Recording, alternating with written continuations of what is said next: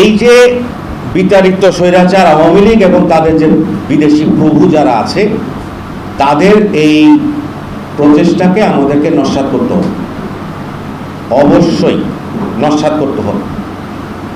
বাংলাদেশ একটি স্বাধীন সার্বভৌম রাষ্ট্র, এইটা একটা ঐতিহাসিক বাস্তবতা, কেউ পছন্দ করুক আর না করুক।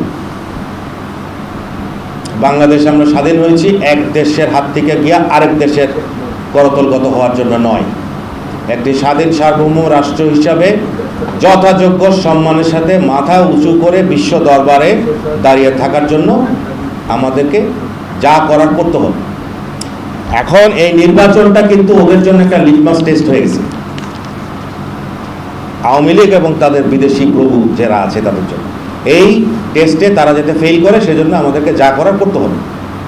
এই টার্গেটেড কিলিংগুলোর ব্যাপারে আমরা আসামি ধরা অব্যাহত আছে, অস্ত্র উদ্ধার করা অব্যাহত আছে। কিছুক্ষণ আগেই এই একজন বড় আসামি অস্ত্র উঁচিয়ে কোথায় চাঁদাবাজি করতে গিয়েছিল, তার অস্ত্র গুলিসহ ধরা পড়েছে।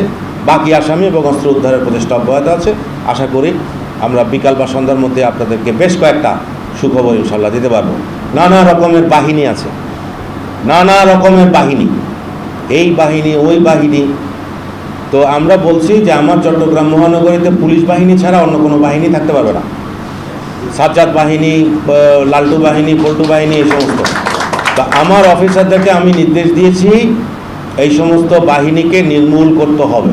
নির্মূল মানে নির্মূল, প্রয়োজনে চরমপন্থা অবলম্বন করতেও আমি বিন্দু মাত্র দ্বিধাবোধ করব না।